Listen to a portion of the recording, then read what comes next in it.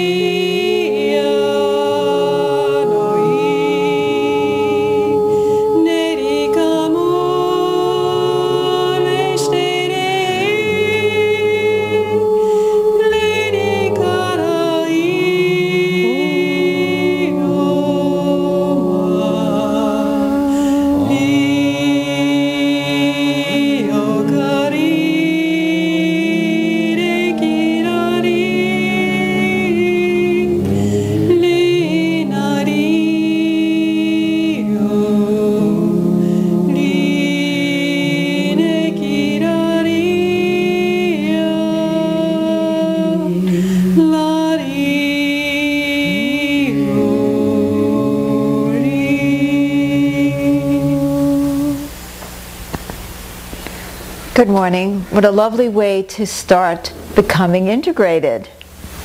How all of us spontaneously came together without a clue as to what Elizabeth was going to do, and she of course had no clue either, because we're all guided by the source in the moment, and how we came together and integrated. So I really appreciate that. I would say that Platform 6, Becoming Integrated, has already begun. For those of you who are new to our spiritual service, this year we're doing something special. Normally in the spiritual services, the leader doesn't know what she's going to do either, or what she's going to talk about. But since we've been videotaping Consciousness Bootcamp, we've been using our first service of the month to talk about the platform that we are working on that month in Consciousness Bootcamp. Now, even if you're not in Consciousness Bootcamp, hopefully you will get something out of the talk, because it's about some eternal principle that we are working on, and this time it's becoming integrated. I feel drawn to ask this question, even though, as I say, some people are not in CBC, Consciousness Bootcamp, we call it CBC. How many people are happy that we're done with becoming self-aware? Relieved? I was just going to say, and we're not done, are we? We're not done. We have been working on becoming self-aware in a very intense way since we've been doing Platform 5 in Consciousness Bootcamp. But as Jim was just saying, and as we all know, becoming self-aware is a becoming. God, when I received this program, it was always becoming oneness, becoming differentiated, becoming self-aware, and so on, because it's a never-ending process, and everything is a never-ending process. And in fact, our final platform, which is a culmination platform, is becoming. So, which gives you a clue that if you're looking for a resting place, you'll never find one. But we can notice incremental shifts in ourselves as we move forward through these platforms. And going through the process of really focusing on self-awareness has been excruciating for many people. So some of us have been waiting with great eager anticipation to get to becoming integrated because it feels like the beginning of the healing process that just goes beyond the self-awareness. It's like, oh great, so I've discovered that I'm a rageaholic, alcoholic, neurotic, womanizing, greedy bastard. And wow, that's really healing.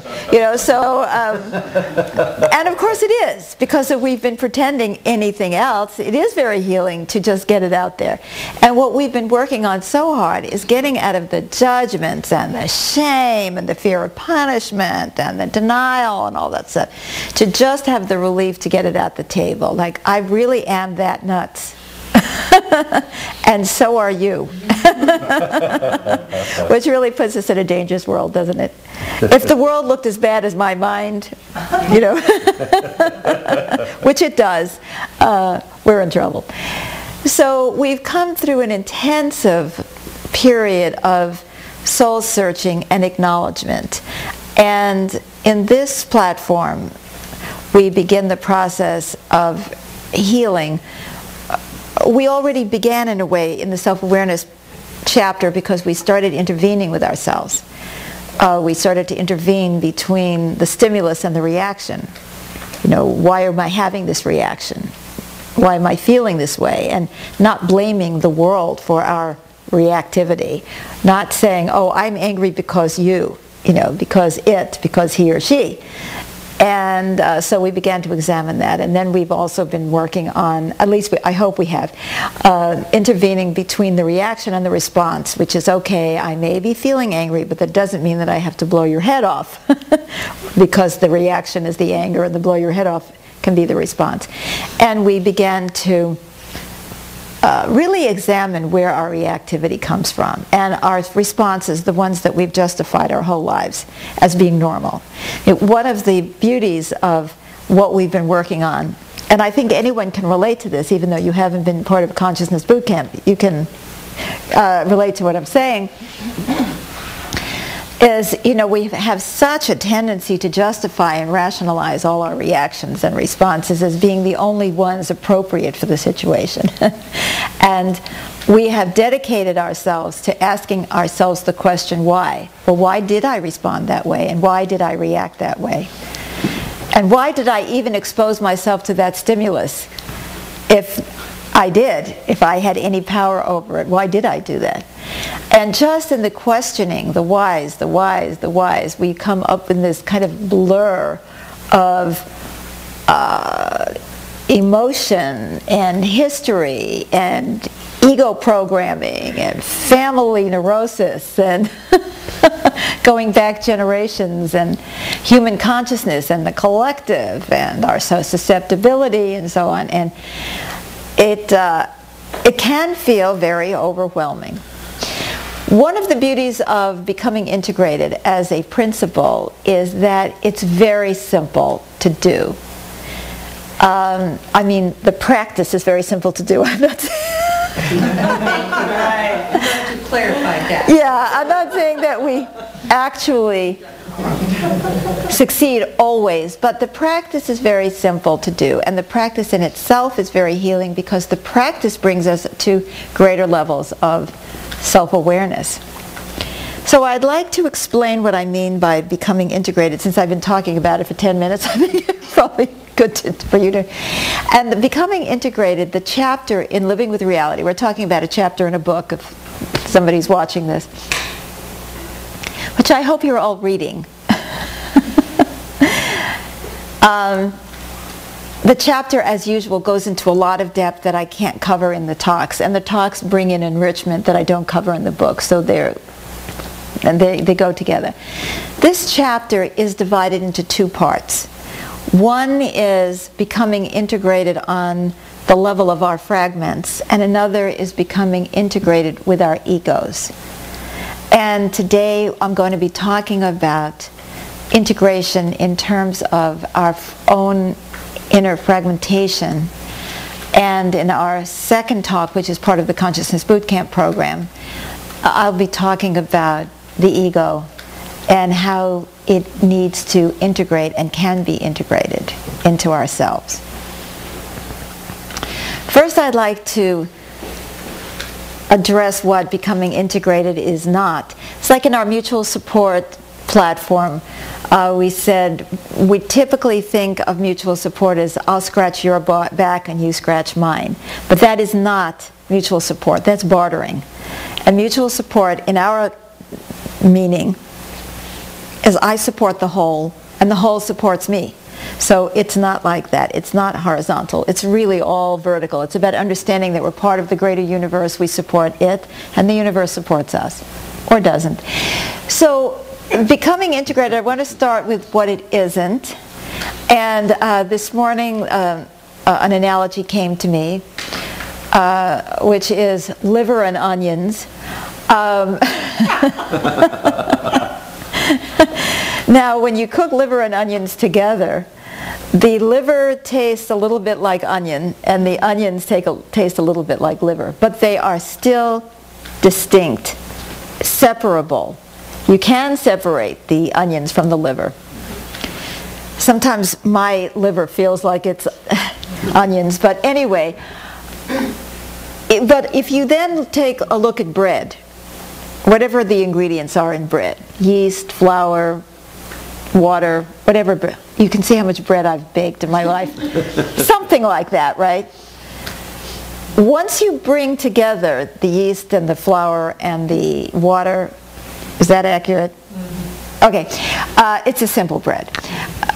You can't separate them anymore, at least not through normal means. They become one. They are now integrated. The analogy that came to me that I used in the book is cake, but since we really oppose eating sugar, so I hate using sugar analogies.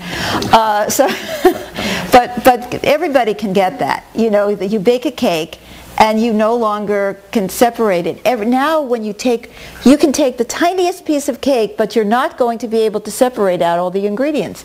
Now I'm sure through some scientific method you could do that, but through ordinary means you can't do it. And that's what I mean about being integrated, is that you become whole, you become one. And you're no longer having to balance all these competing parts of yourself that are always yanking and pulling and, oh, I want this and yet I want that, and I'm feeling fear but I feel love, and it's like, and it just causes so much anxiety. I want to be close, I want to be protected. So, and one of the things that we did in this past month in the streamers, among the streamers, is we took a look at some of the poles that we tend to fluctuate between. And that's just one set. And yet at the same time, I'm going to contradict what I just said, because once you bake the cake, it seems solid at least, or the bread. Give me a better analogy, please.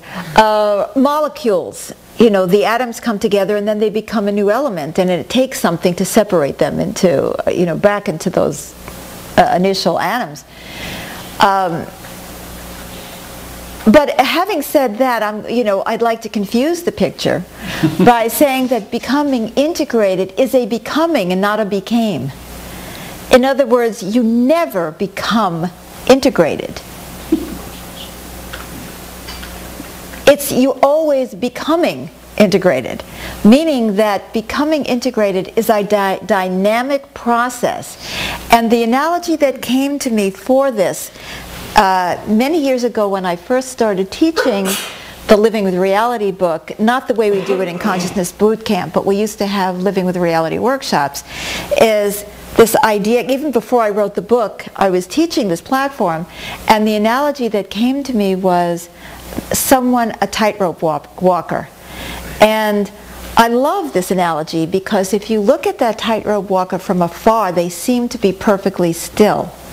And yet, can they be? They're probably constantly, there's a constant dynamic balancing taking place, because there's always that, like that, right?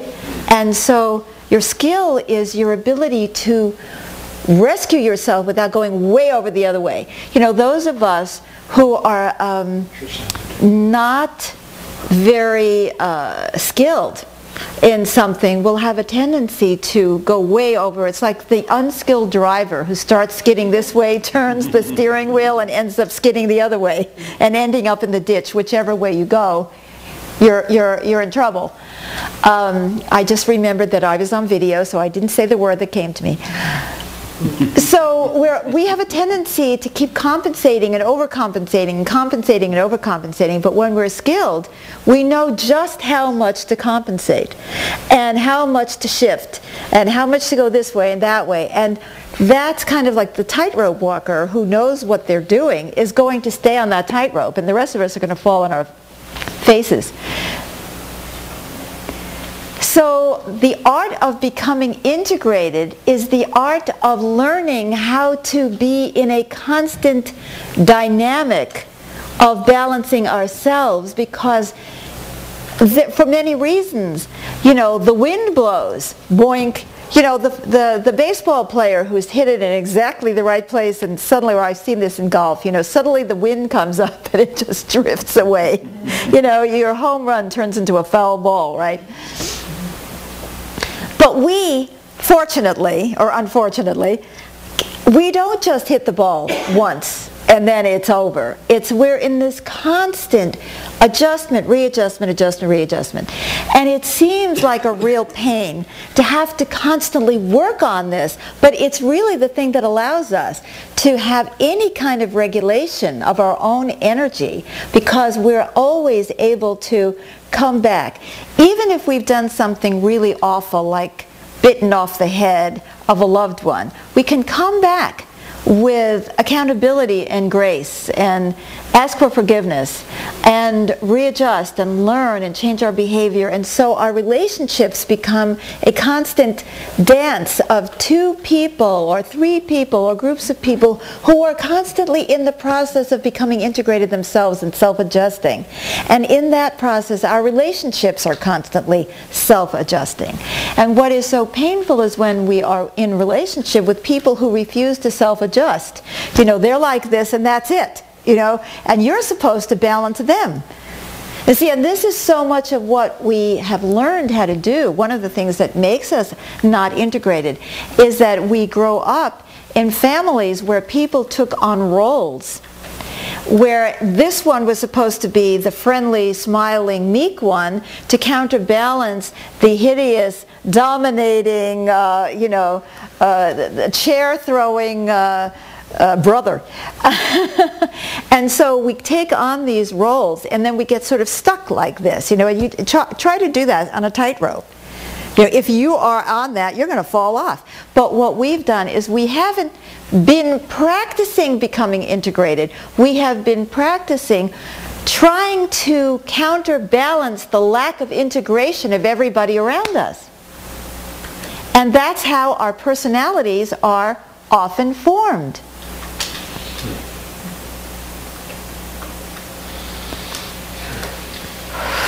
So let's just take that in. And I'd like you to take a moment to think about someone from your childhood whose way of being or moods or dynamic you felt like you needed to balance in order to bring some kind of balance into the family. Or you can think about parents or partners or whatever configuration your family took, and how everybody ended up trying to counterbalance everybody else. So let's take a moment and think about that for ourselves.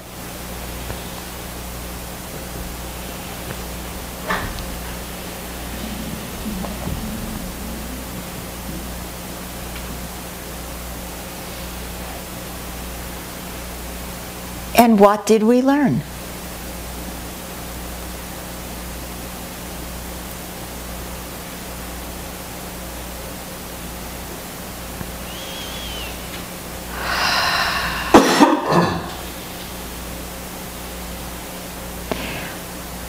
We didn't learn to become integrated, did we?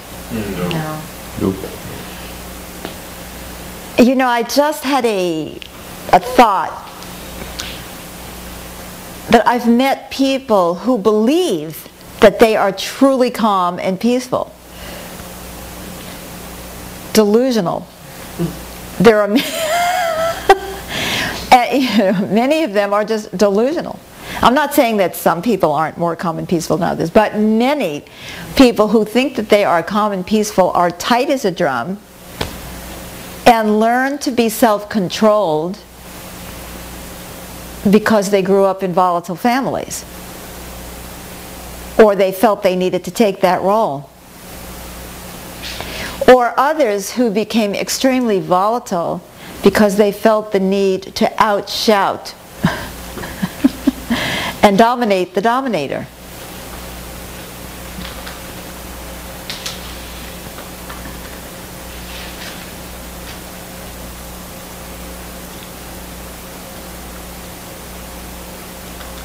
Or we became meek to propitiate the rager.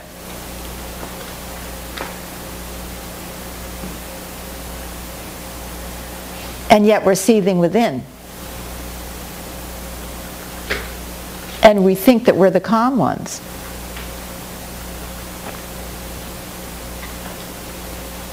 Or we became undemanding in order to not trigger the parent who felt guilty about their inability to nurture us. And we think we're just fine and we're doing well because we're self-sufficient. I mean, example after example. So what is missing, of course, is a true integration of ourselves.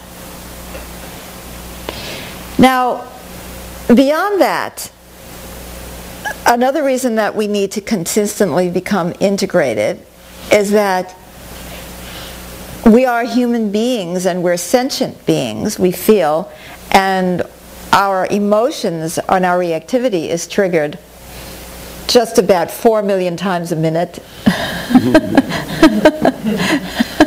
And it could be a trigger from our childhood. You know, it's like, oh my God, this reminds me of Aunt Minnie when she threw the meat cleaver at Uncle Bill and killed him. Or, I don't know where these things come from sometimes when I'm talking, you know. Or it could be just some desire of ours that's being triggered, or some fear, often a survival fear that we don't even know that we have that's being triggered, or some rage because we feel like we're being dominated, or because we feel helpless, or whatever it is. And because we do feel helpless most of the time, or we're puffing ourselves up because we feel helpless. And this constant emotional soup going on within us all the time, we are constantly having to deal with our own reactivity. Now, we've talked about stimulus, reaction, response in the platform on self-awareness. But if we get honest, there's a million stimuli every moment. For instance, as I'm speaking to you, I have ringing in my ears. Todd's mouth is hanging open. So-and-so is sleeping. She's tapping away. My stomach hurts. This one. Do you know what I'm saying? It's like all these stimuli going on simultaneously, and I'm trying to ignore all of them and go on, right? So my system, my nervous system has to cope with what I think you're thinking because your mouth is hanging open, the way how I really wish I were back in bed, like I'm worrying about that I'm going deaf and the lights are in my eyes, but I'm not, but I mean that's not impacting me. None of that is impacting me, because I'm so perfect. So all of that stuff is being processed by my nervous system, and the same thing is true with you. You're sitting there, your back hurts, and you're trying to listen to me, or you ate the wrong thing for breakfast, or you're really thinking about the offer that you made on a house yesterday, and your nervous system is, and you think that so and so looked at you funny, or whatever. Are you worrying that your child is taking drugs? And your nervous system is trying to deal with all of that stimulus at the same time. And you're trying to stay focused. And then on top of that, there's life. I mean, there's real stuff. You know what I mean? Real in the moment stuff that happens. Like all of a sudden there's an earthquake. You're sitting there, there's an earthquake, and you say, oh my God, you know, that was not part of the plan. And we have got to constantly deal with everything that's happening to us. Internally, externally, emotionally, from the past, in the present, fears of the future. And we're already distorted because we're all bent out of shape because of the way that, you know, that we grew up. And then we may have the rage gene or whatever it is. And, you know, unfortunately some of us are still having hangovers from the things that we ate or drank the night before. And we're afraid we're going to lose our jobs, or how are we going to pay the mortgage? And all of this we have to deal with, and we want to be in a state of peace and harmony.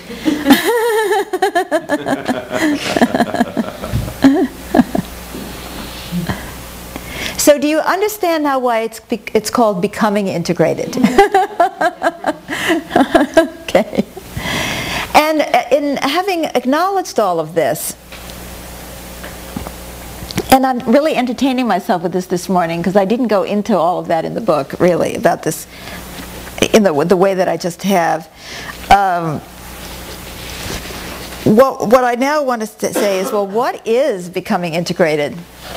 Since I've already talked about how challenging it is and what it isn't.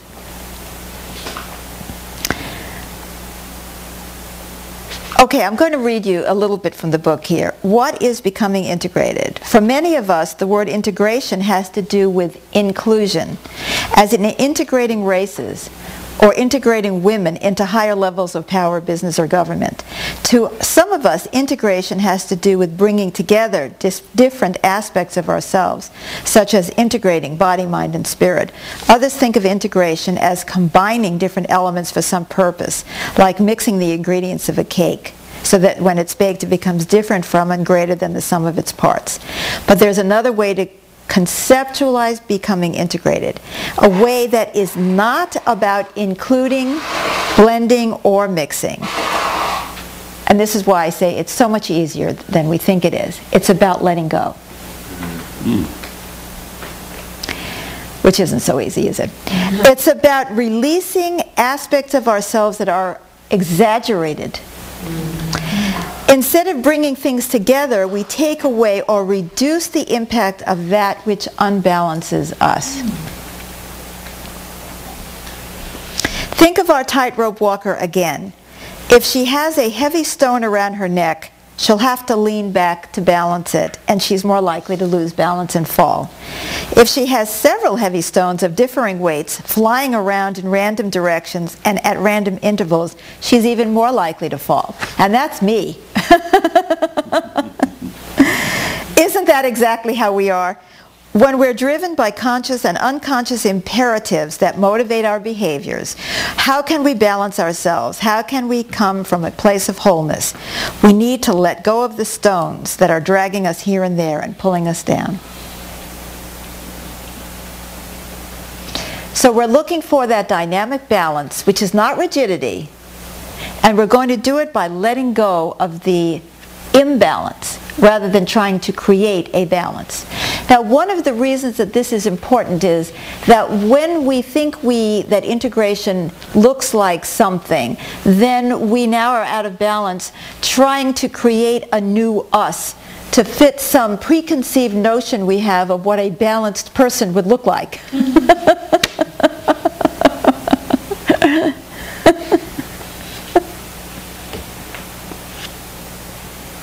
So, and we do.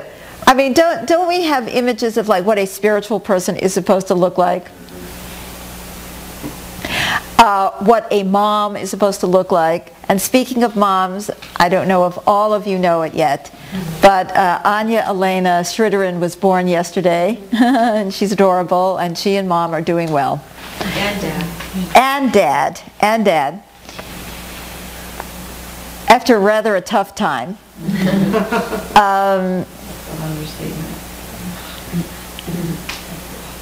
And that is an example of integration, by the way, which is when you look at the baby that comes from the coming together of the male and female, you don't get, liver and onions.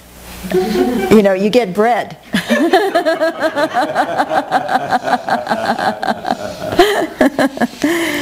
Anyway, so let go of our preconceptions about what a well-balanced person would look like. Oh yes, if I were a well-balanced person, I would be doing yoga in the morning, doing Life Force in the evening, eating this, going to work, making X number of dollars, having sex, not having sex, whatever it is that we think we're supposed to do. This is a well-balanced person who has interests in this, who is not obsessed with spiritual growth, by the way, because that's not well-balanced, and so on and so on. And so that's what a well-balanced, and then we try to fit ourselves into that concept. And of course, that is not dynamic, and it's not even real. All we have to do is start identifying those things, those stones that are pulling us this way and that way, and let them go, and let ourselves, our true natures, emerge as the integrated being that is constantly shifting anyway and becoming. You know, maybe at a certain point in my life, the most integrated me was marching up and down, you know, with a banner protesting something. And then at the ripe old age of 67, the most integrated me is sitting in this room, you know, observing who I was then and chatting with you about who we are now and who we are becoming. You know, it's not static. There is nothing that we're aiming for. We are just aiming for not being pulled hither and yon by our unconscious and conscious fears, reactivities, agendas, so that we can be who we are in the moment, in the most integrated way we can be. So this stage one, which is about integrating our fragments. Something just dawned on me that I want to share with you. You know, some of us actually believe that being out of balance is a good thing. Oh, I'm more creative when I'm drunk or smoking pot. I'm more creative when I'm crazed. I'm more creative when I've spent 6 months in sleep deprivation and I'm having wild hallucinations.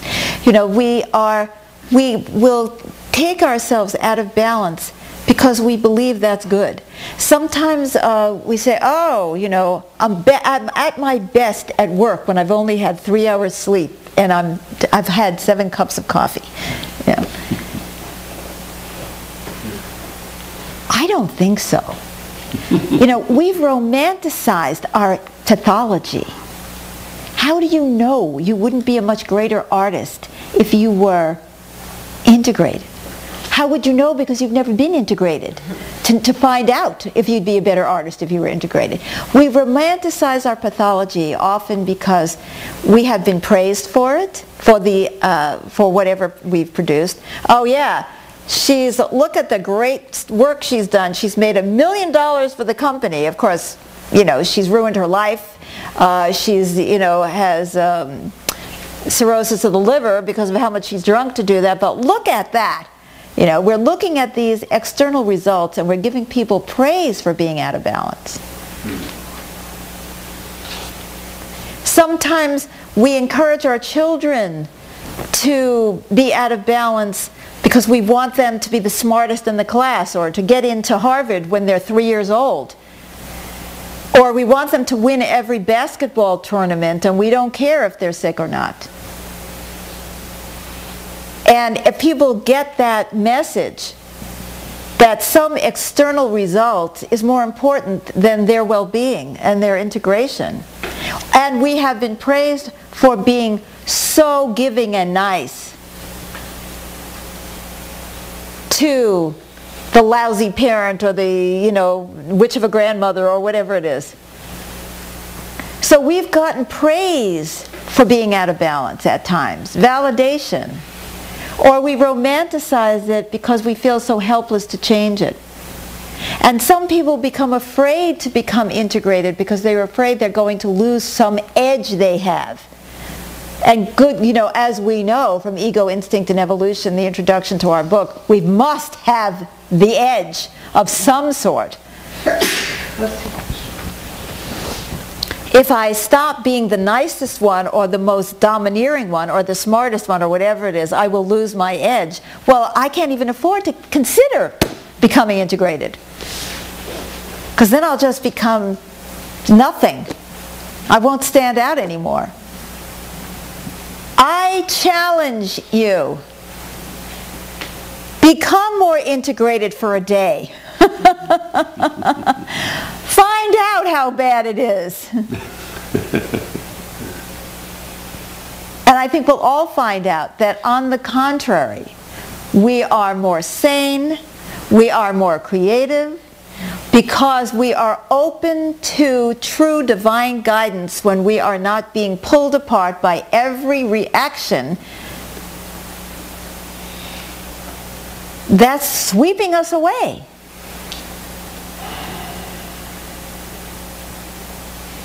You will find out, we hope, as we become more integrated. We don't need it.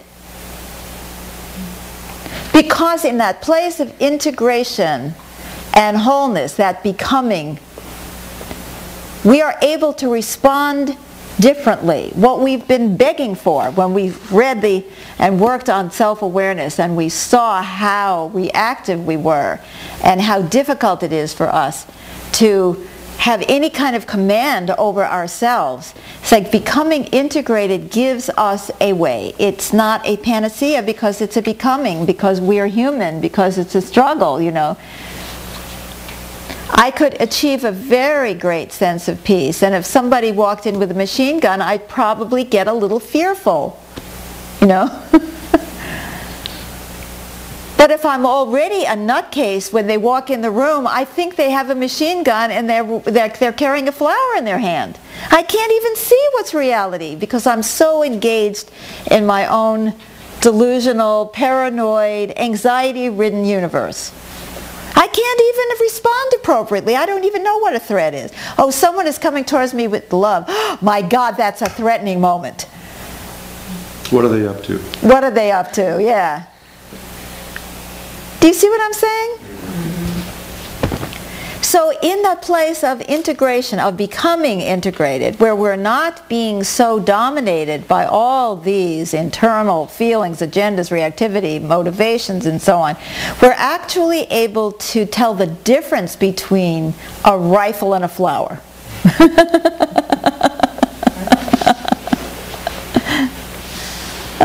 And we can tell also the difference between the person who's going to use that gun and the person who isn't. We can tell when the person is just acting like a bully because they're scared and need love, and when the person has gone over the edge is going to shoot. You know, it gives us a way to start to respond in the world actually with more awareness, and it gives us that space to hear higher consciousness, because we're not being dominated by our reactivity. So the definition, there's going to be two definitions of integration in this chapter. This is stage one. At stage one, and it's on page 393, becoming integrated is the process of releasing the domination of those aspects of ourselves that run us, so that all aspects of ourselves can work together in harmony. Integration is automatic when we are no longer pulled by drives that separate us from our oneness with ourselves and one another. In this way, we continually become whole. And you see, that's another becoming. Because you think, well, what do you mean? Whole is whole. How can you be, you know? But whole is also a process of becoming. We are continually becoming whole.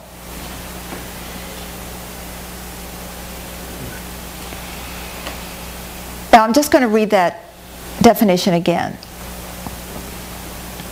At stage one, becoming integrated is the process of releasing the domination of those aspects of ourselves that run us, so that all aspects of ourselves can work together in harmony.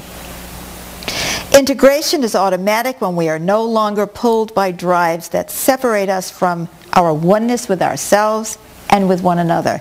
In this way, we continually become whole.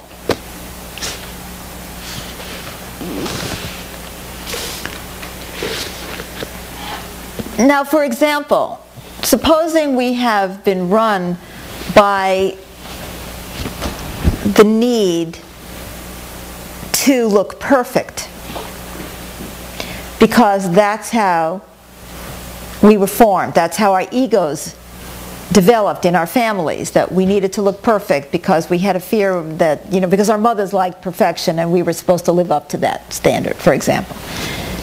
Well, that need to look perfect will get in the way of our need to sleep.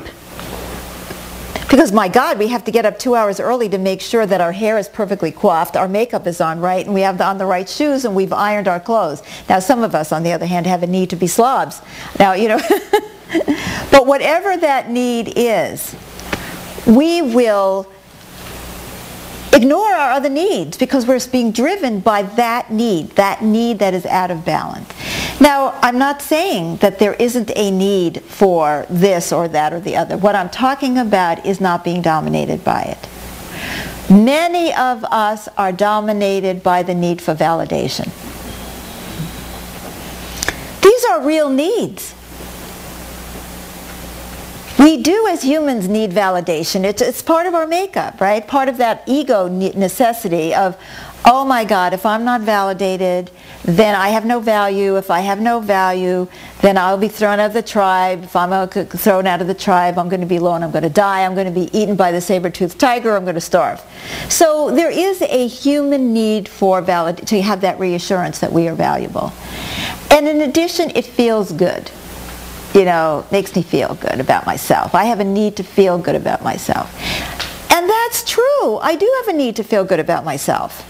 Because if I don't feel good about myself, I'm going to be wonking myself all day with bonking myself with a club.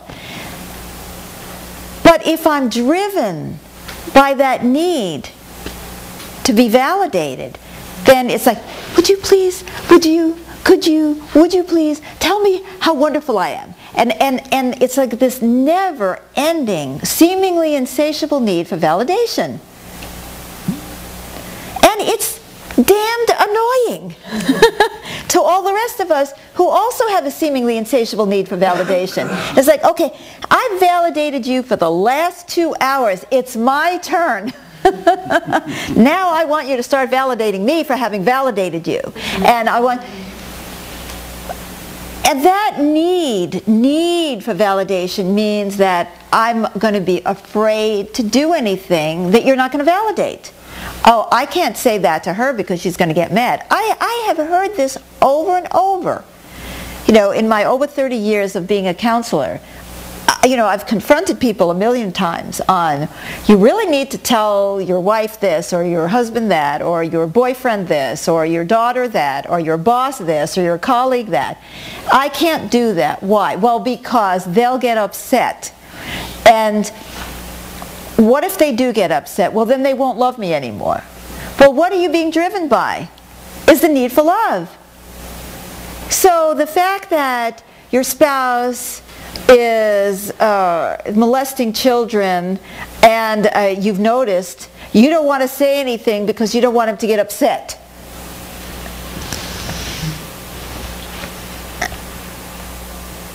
I mean, I'm giving you a somewhat extreme example, but is it?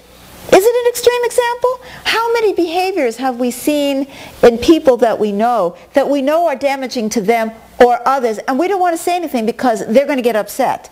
And if they're going to get upset, then they will stop loving us.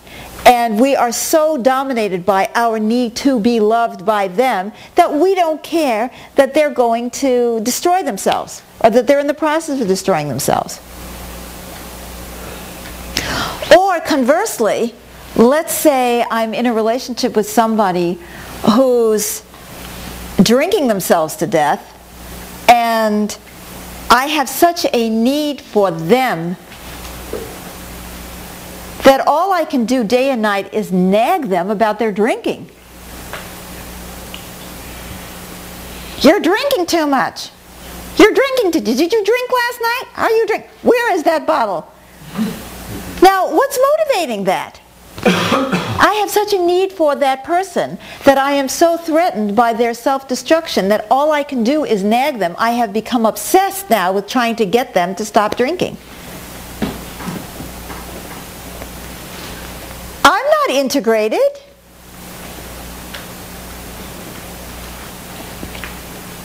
So the motivation for speaking or not speaking could still be me. I am not being guided by the wisdom of the universe. Am I supposed to say something now? Shut up. Or, am I supposed to say something now? Yes. I can't hear those messages because the message that I'm hearing is my need for them to be this way. And do I need them to be this way? You damn straight I do. But I'm not going to deny that. I do need you to be well. I do need you to be conscious. I do need you to go to work. I do need you to stop gambling. I do need all of that. But if I am dominated by that need, then my entire being is focused on that. And then I'm way out of balance. How fast do you think you're going to fall off the tightrope? I'm on my way down. So we need to get it. And people will say, but isn't it right? Shouldn't I bring this up? I mean, they are drinking themselves to death, or shouldn't I bring this up? And they're asking the question as though there's a yes or no answer based on some book that was written. Well, I read in a book somewhere that in a situation like this, you're supposed to do that. Well, you could probably find 10 other books that give you, 30 different opinions. Because, in every situation there's a different constellation of reality. Sometimes when you say to the person, you're drinking yourself to death, I can't take it anymore and I'm leaving, that will actually have a good impact. That is the moment that they're ready to hear it. But if you cry wolf, and you say it over and over, day after day, night after, I'm leaving, that's it, I can't take it one more minute, you know what I mean? They're not going to hear it. Or if you say it at a time when they are in a stupor and they can't hear you, it's not going to be the right moment either.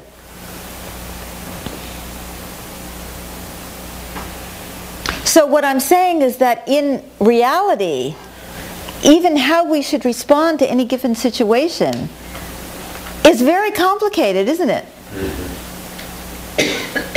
Sometimes I have to tell you something and it really matters not one bit what impact it's going to have on you. It's because I'm so out of balance the other way that I finally have to say it. So it's like saying, okay, George, that's it. You've gambled one too many times. I'm taking the car and I'm leaving. This is it.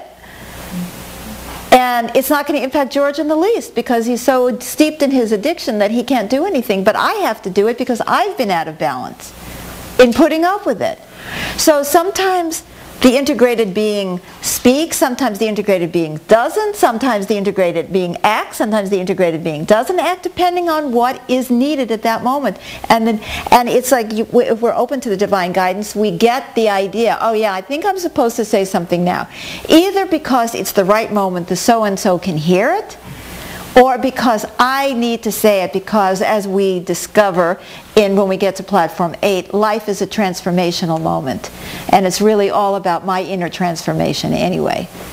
So in that moment I'm transforming. So that's one of the benefits we get from being integrated. We can break old patterns. Now there are times when we are pretending that we're breaking old patterns. We say, well, I've been very dominating in my relationship, and so now I'm going to listen. Really? Is that really? Is that the reason? Is that really the reason that you're doing this? You're not shutting up because you're afraid your wife is going to leave you? You're saying that you're doing this because you've been too dominating? Little dishonesty creeping in there? And if you actually look at it, the reason you've been dominating your wife for all these years is because you were afraid that if you didn't have her under your control, she would leave. And now you've switched from, I need my wife so much that I try to control her into staying, to now I'm going to lay down and let her step all over me so she'll stay. My goodness! Two different behaviors, same motivation, same out of balance. So what I need to do is release the need for my wife to be with me. Then maybe I can actually get what I'm supposed to do in this moment. Now, how do we become integrated? How do we practice this? So this time, because we have a whole other section of becoming integrated that I'm going to talk about next time about the ego, I'm going to give you the punchline about the how-to in the first talk.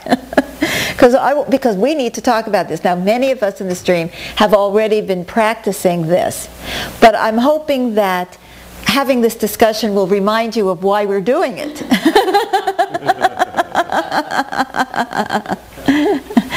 And first I want to give credit where credit is due, which is that this practice I learned from somebody, a human being. It did not come out of the ethers, but somebody that I talked to on the phone who worked with some healer, who I think it was a Korean healer, and he told me about this. You release the need for something and you brush. And that's all that I was told about this, but that came into the very first Living with Reality workshop, which I did in, I think, 2004 or something like that. It came to me that this technique could be used and adapted for the emotional plane, and with a particular format that came to me. So I don't know who the person is, so I would give them credit in the book, but I mentioned that. So whoever you are, thank you, because it's been a tremendous help. I don't know how you've used the release tool, but it's been great for us. And it's also, not only is it in Platform 6, but it's also in our list of tools at the end. So what we do is we feel where the tension is. And how do we know? Oh, for goodness sakes, I forgot something. The interesting thing about needs is they always feel like they're life or death. I don't care what it is. It's like if you are going to, if you're driving and there's a car ahead of you and that car is driving 3 miles per hour slower than you want to drive. Do you not feel the need to get around that driver? I do. Why? You know what I mean? Really? Really, why? And I notice myself, it's like my heart starts racing and I get more and more agitated, and I'm thinking, they are going to cause an accident. They are driving so slowly, they are going to cause an accident. Meanwhile, I'm becoming less and less balanced every second because I need to get around that person, because I need to get through that green light before it turns red, because I need to get there 1 minute earlier. I love these examples because we can all relate to it. Is there anybody here who has not had that experience? Thank you. I'm so glad to hear it. I am not the only nut in the room.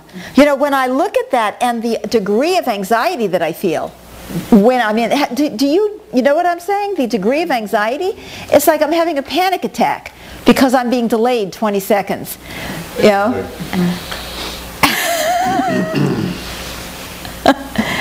Or I have a panic attack because James doesn't act loving to me in that second. It's like, oh my God, I have to fix this and I have to fix this. No! Because I'm going to die! Oh no. Or we're trying to get out the door and someone is dawdling. Oh my God! Don't you see what time it is? James is always putting the clock in front of my face, just in case the 6 clocks in the room have not already informed me what time it is. Right.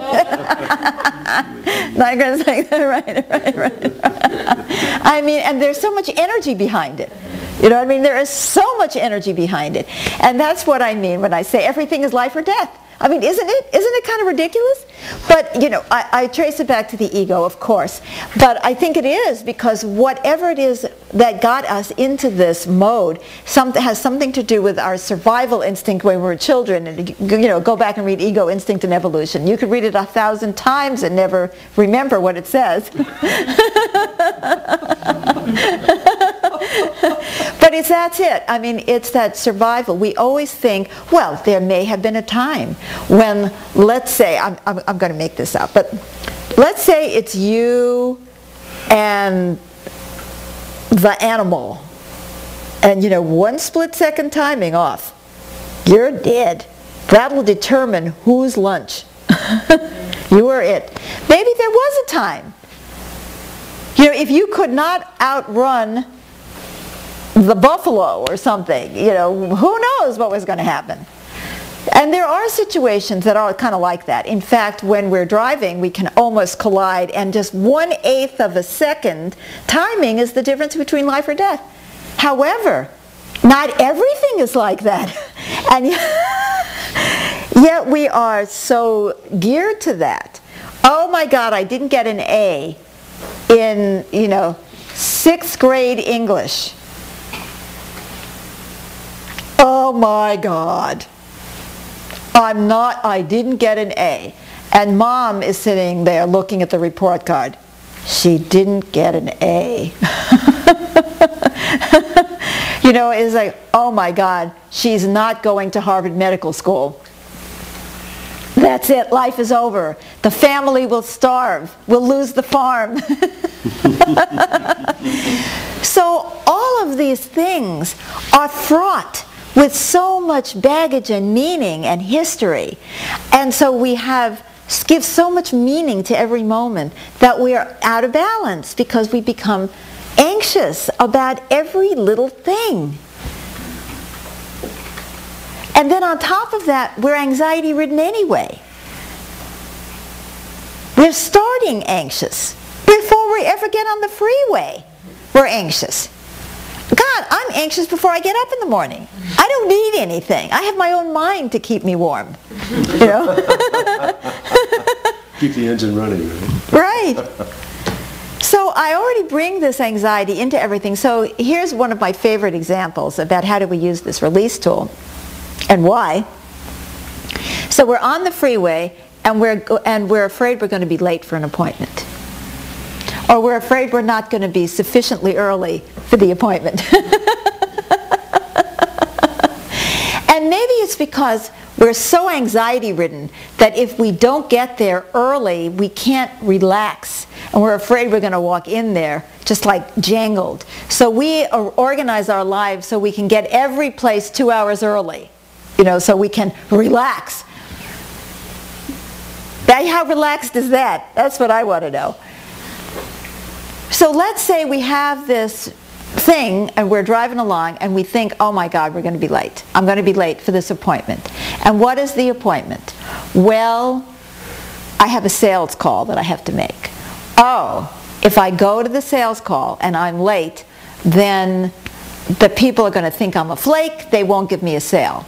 Well, so what if they don't give me a sale? Well, if I don't get a sale, I haven't been doing that well, I'm going to be fired. Or I am doing well, but ooh, if I get one more sale, then I'm going to get an even bigger bonus. Well, why is that important? Well, it's important because my wife is going to leave me, I think, if I don't bring home the money. Well, why is that? Well, because when I was in the 2nd grade, I had a little girlfriend, and so on and so on. By the time you get done with it, you know, it's all about being in the womb. And this is why you have to get to the appointment on time. And these are all the levels and layers of anxiety and cause the things that are running us when I'm in the car. This is assuming that I haven't been taking cocaine. What's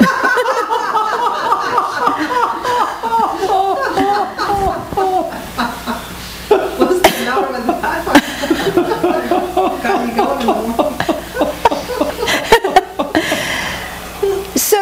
what I'm saying? You see all the levels, the stress, and all of these are the unconscious motivations that are running me in that moment. Or it could be really as simple as I got to get ahead because I had an older brother that I'm still trying to prove something to. So I'm going to get around that car. But let's say we're back to the appointment. And so I'm sitting there thinking that it's life or death, or not thinking it's life and death, I mean feeling like it's life or death to get to that appointment on time. And the appointment may be with a hairdresser who's always 15 minutes late. But that doesn't make any difference. I'm still in that same pattern. So what we try to do is to identify what's running us, because see, the platform tells us that we are trying to release whatever is making us out of balance. So the first thing, as I'm driving along, is to start with this most superficial level, and I say, okay, where is the stress that I'm feeling about getting to this appointment on time? It's like right here. I can feel it. It's like, ugh, heartburn. Okay, so I put my hand on the heartburn spot, and I say, I release the need to get there on time. Then I brush. I'm getting rid of the energy. I'm identifying where that energy is congealed. I release the need to get there on time, brush, and then I breathe.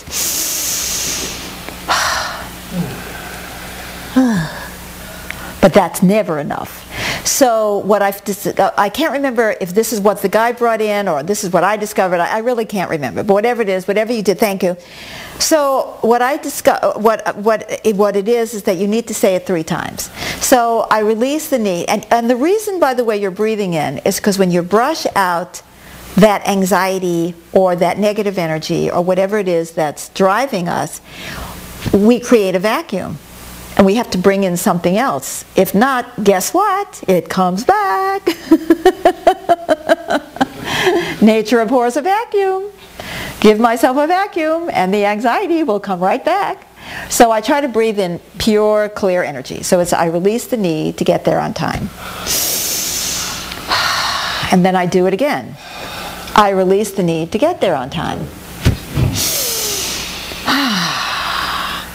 I release the need to get there on time. Then what came to me was to say because something. Because I don't need to get there on time. And I breathe in. Now this is the release tool. Sounds simple, but now we have to learn how to use it.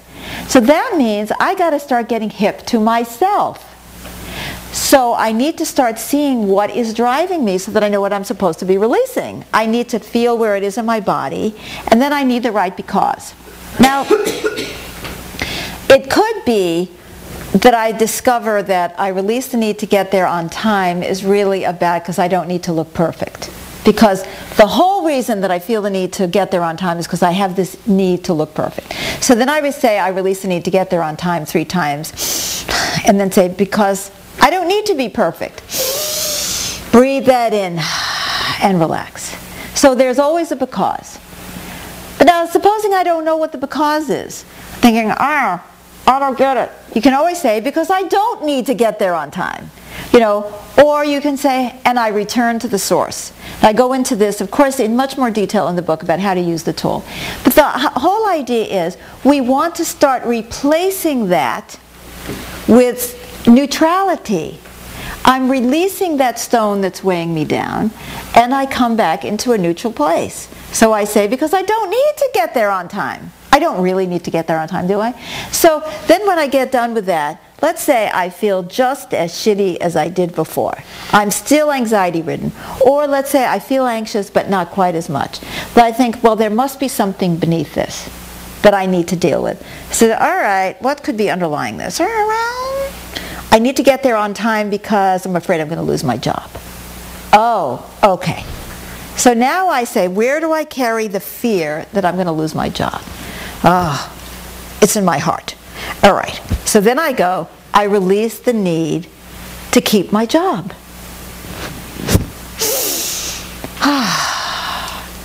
I release the need to keep my job.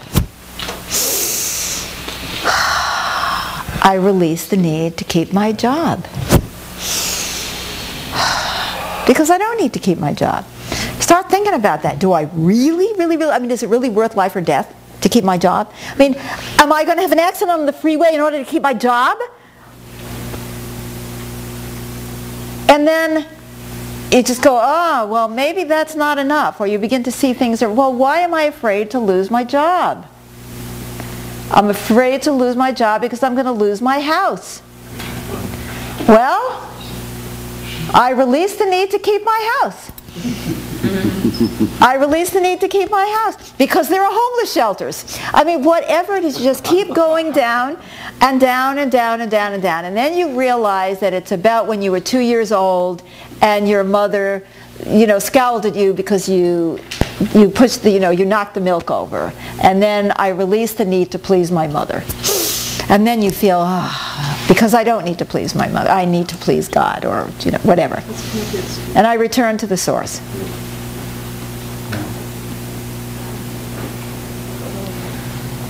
And this is where it gets complicated, guys. This is where your self-awareness chapter will have helped you, because you'll begin to have gotten more and more self-awareness so that you can begin to understand what is driving all of this behavior. And if you're not feeling better after all these releases, talk to somebody and say, I can't get to this. There's something going on and I can't get to it. And it may be something much different from what you think. But at least in the process, you're making that effort. Does anyone, so was that the reason I could feel in the last 5 minutes that people were going away? And I'm very surprised. When I say going away, I mean they were losing their focus. And I'm surprised because I thought, oh, well, this is the good part. This is where I tell you how to do it. So what was going on? Anxiety about releasing these things? What is the anxiety about releasing these things? Would you like to? So we're going to use the release tool to release our anxiety. Okay, around using the release tool. Is everybody understanding everything that I'm saying? It's clear. Yes. I don't know if I hadn't identified it for myself, but I noticed the anxiety in the room too, and I was wondering if we were feeling anxious about releasing these things that supposedly would give us greater integration, well-being, and balance.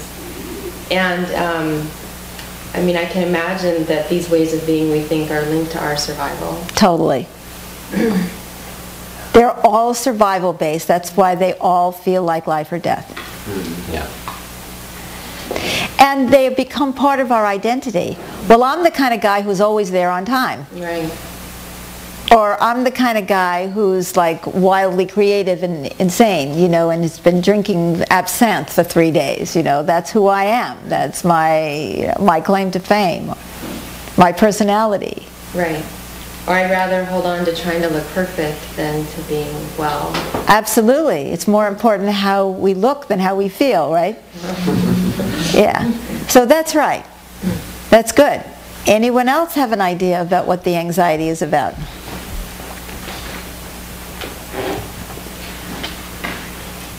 I think what came up for me is identifying what all these different aspects are.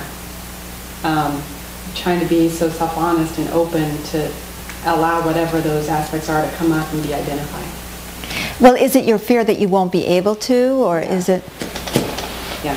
Well, that's very legitimate because we can't always identify them. Sometimes they're so buried in our unconscious minds. That's why sometimes we need help. We go to other people. But there's a very interesting thing about the universe, and I've mentioned this before, that if we're open to discovering what it is that's motivating us, or we want to heal something, it's way more likely that the universe is going to thrust something in our face. Like we'll be standing there in the supermarket and suddenly a headline catches our eye and there's a word in that headline and it says train, and you think, oh my God, it was that train incident when I was 2 years old, and it's like the universe tends to conspire to help us to discover things. So we have many options. We have self-inquiry, we have meditation, we have experimentation, we have conversation with other people, we have the serendipity, a synchronicity of things happening in the universe, or something comes up, or if you're a counselor like I am, probably your client is going to come in with the answer, because they're going to be dealing with something. And also right now, we have developed a peer counseling program, and if you are in Consciousness Boot Camp, you can get free counseling, and you can go into a free counseling session and find out what's going on. So we're only offering this now to people who are in CBC, the free counseling, partly because we don't trust ourselves yet. It's like if you're already part of the program and you're working on it too, where it's peer counseling. But we're also, developing low-fee counseling. So sometimes you need therapy or counseling to get into the depth of what you're looking for. But the point is to stop justifying our out-of-balanceness and and stop thinking that it's somehow okay or good or valuable or helpful. And to face that fear of what it would be like to not be run by those old patterns. So shall we, okay, come right up, Chris, because then we're going to do some releases. When you said give up the job. No, wait. Sorry. When you said give up the job, that's when I hit the fear, and I listened to what you were saying this morning. I was awake, and I've read it before, so I was paying attention, and I know it. But all of a sudden, I just saw, as you were just speaking over the past few minutes, how I tell myself over and over, no matter what, I have to keep this job. No matter what I have to keep, because my family's survival depends upon this. Right. And that all of you, whoever you are and whatever it is, I have to find a way to balance, so there's like a stone here, so I need a stone there, so I need a, right? So it's just this like complicated series of like bags of weight around me that all center around my like desperate fear to hold on to this job no matter what. That's very good. In fact, thank you. You taught me. That was very good, Beth. Thank you. No, but there was such a good realization. And as you were talking about that, it reminded me of the people who say, well, I have to smoke pot because I can't stand my job. And if I couldn't go home and smoke some dope or have a drink or eat a cupcake or or whatever it is, do pornography or something, I won't be able to continue. Right, to keep my job. Keep my job. I need this release because, my day is so stressful. So instead of saying, okay, how are you going to get unstressed at work? It's like, I have to balance myself out with that alcohol at night. Yes, Bill? I'm coming from, I became exceptional as the artist. So any vice I chose was justified. Associated with that success. Yeah. and the other part that I thought releasing, and this probably will go into a more deeper counseling, but I don't remember. And I don't remember that far back to identify, you said all the way back to the womb. I'm just saying not much before 11 or 12 do I have a grasp of. And this was even before the pharmaceutical escapists right. that I became quite good about and lived in a generation where we left in experimentation and then it became the alternate reality that was more fun. So I'm trying to come back off of any substance because the cupcake is still a substance. Yeah. And I'm still coffee and driven from this career bent alternative. I wouldn't be admired and good at it if I weren't so out of the box. Right, right. And you wouldn't be out of the box if you were healthy and well and eating properly and sane and balanced. Or might be out of the box in a healthier way. No, but the belief is I wouldn't be out of the box. To the consistency of my being so different. Yeah. And being different just to be different. It's not working so much. Mm-hmm. Great. anymore. These are great sharings. I'm wondering who's thinking it's great we're done with Platform 5. Platform 6 now. Yeah, but Platform 6, as we see, is requiring self-awareness. They're all building blocks, aren't they? The image for me is the tightrope, where you're constantly adjusting. And it means I have to I have to move off the platform that's solid, that I've been using, whatever it is in my life that I found development was my survival, felt solid. And I have to step onto the platform where I have to continually adjust. And I know that the only way I can continually adjust is by depending on everyone around me. Mm-hmm.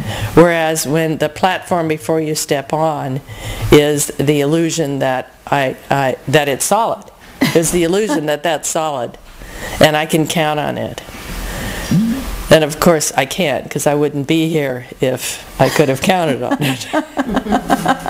So it's that fear of knowing that I can't balance myself. I can only be balanced by my connection to other people.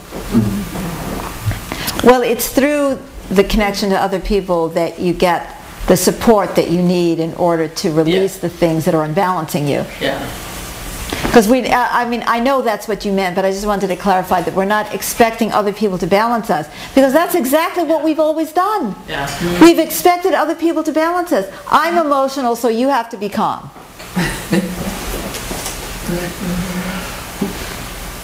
I'm rational, so it's okay for you to have emotions. Or, or you bring the fun into my life. Mm-hmm. You this for me, you that for me. And we're always expecting other people to balance us, just as we've learned to balance others. Oh my God. Yes. So one of the things that what we've been seeing recently, we're driving to Master Highs yesterday, and Beth was feeling a pain in her heart. You should explain. A Master High is a healer that helps Beth very greatly. And it was James and Beth and myself in the car. And Beth felt a pain in her heart, and we were trying to uncover, what was the source of it. And really it was James, or a disconnection between Beth and James, but I'm like, is it my pain? And we thought for a second that it might be, and then we got, no, it's not. And then later something else came up again. I wondered if it was mine, and it's like, no, it's not. And what we could see each time is that, the way I get attention is to have some pain. And this is, as a child, because I was given so much, I had to pretend to be upset to even have any justification for get more, right? So I have to fabricate pain and depression and things like that. And I've noticed lately, I want to be depressed. I feel like I'm losing it. I'm losing that ability. And, and I've noticed I've been freaking out about it. I can't get there anymore. And last night I was loading music into my computer. And I pulled out this CD, and it's the Cocteau Twins, which is really kind of moody, dark music. And I just was sitting there looking at it, and it was just this internal struggle. And I decided I listened to it, I don't want this music. But the pull was can I find some music, to get me there? Mm-hmm. And ultimately what I came to was no, I don't want this music. I want something else. Mm-hmm. But I just want to share the process I've been going through. About desperately trying to keep a way of being that I feel is tied to my ability to get attention. Yeah. Yeah, and then you get and you look at, why do I need to get attention? Mm-hmm. And then I release the need for attention, and I release the need for this. I love this. People are talking about why we don't want to have become integrated is because we are so attached to being neurotic.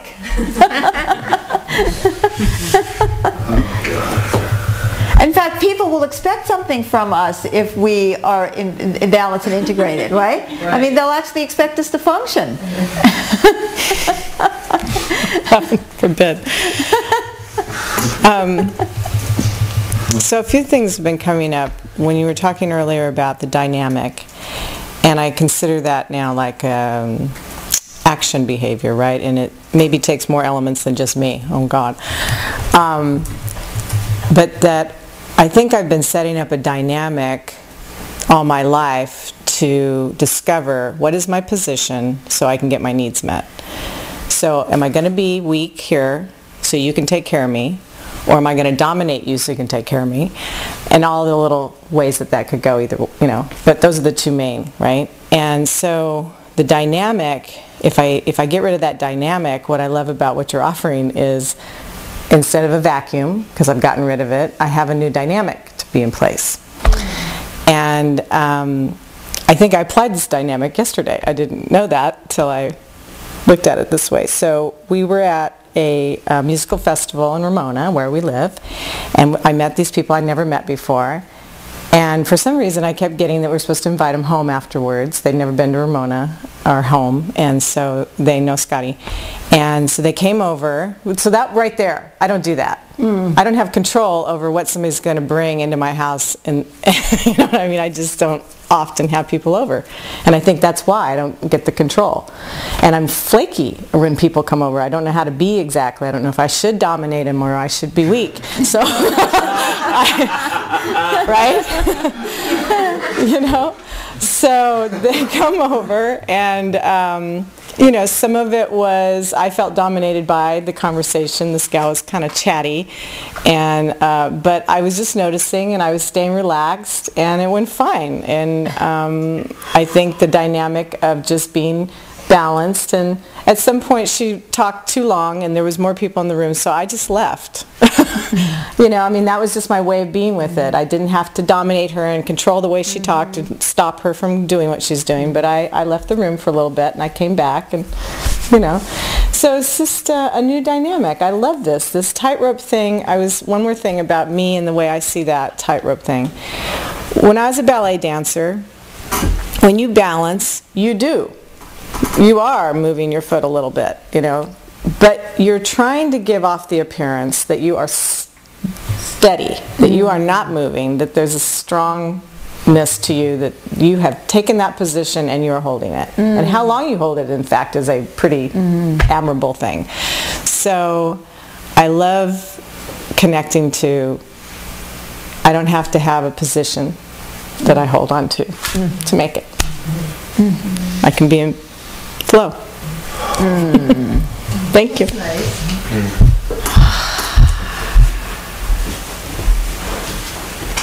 So I think to complete this talk, and the spiritual service will be going on, but to complete this talk for the website, that we should do some releases, and I felt very inspired by your sharing, Rose. I loved that. We don't have to pretend to each other that we're stable. You don't have to be a platform, in other words. What a relief.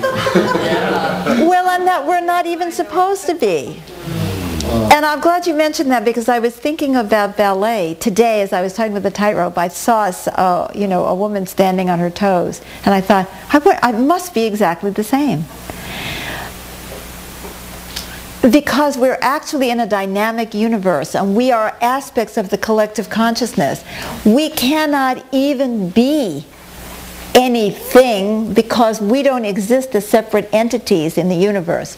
And that's a whole other level of the dimension of this conversation. But of course we've come out of Platform 1 where we've realized that we are not individuals. The idea that I can be an integrated individual in a universe that is in evolution is insane. And that in fact I need to be an aspect of the evolving universe and be evolving. And that is a dynamic process anyway. And in order to evolve, we need to have stresses that challenge us to change. And life is a moment-by-moment stress challenging us to change. So it's not just all that internal stuff that is constantly pulling us here, there, and thither and yon, but it is also that The universe itself is constantly changing. The weather changes from one second to another. You know, the cosmos is always in motion. How can we be static? And why should we? So I love that, and that's a great way to kind of bring this first talk to a close. And some of you will be with me for the rest of Consciousness Boot Camp, where we'll do the healing segments on becoming integrated, which is going to be great fun. We're going to be learning a lot about ourselves and becoming more integrated, hopefully. And learning the process of becoming more integrated. And then there will be another talk on the ego, which, if you're not doing CBC, I hope that you read the book, because there's an important section on becoming integrated, having the ego be integrated. That the ego is only an aspect of ourselves. It is not the whole of ourselves. It is, we are becoming integrated into an always evolving whole. The whole itself is always evolving. It's the imperfect whole that can evolve. So what shall we release the need for? After all the sharing, what would you like to do as a collective release to close this talk? Release the need for safety. Release the need for safety. Release the need to prove myself, or something around about that. Release the need. These are great ones. Release the need to be normal. Release the need to be abnormal, Bill. Oh, abnormal. Right, to be exceptional. Release the need to be rigid. Release the need to be rigid. Release the need to pretend like I'm not scared to death. Release the need to pretend like I'm not scared to death. Release the need to be valued by others in order to feel value in myself. I think everyone heard that, because you're on the microphone. The release the need to be valued by others. By others. In order to feel valued by myself. Right. These are all great. But and what I'd like us to do together now is I release the need to become integrated perfectly. Ooh, good one. Can we do that one together? Oh yes, let's do it. Does everybody get that? To be perfect in the process of becoming integrated. Let's release that. I felt need, a sudden pain in my heart when you said that. So look in your body and see, where is it in your body that you carry the need to become integrated in a perfect way? To do anything perfectly.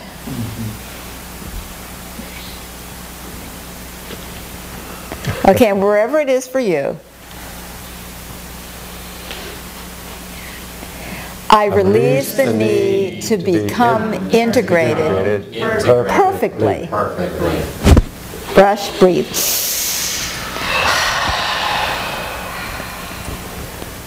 I release the need to become integrated perfectly.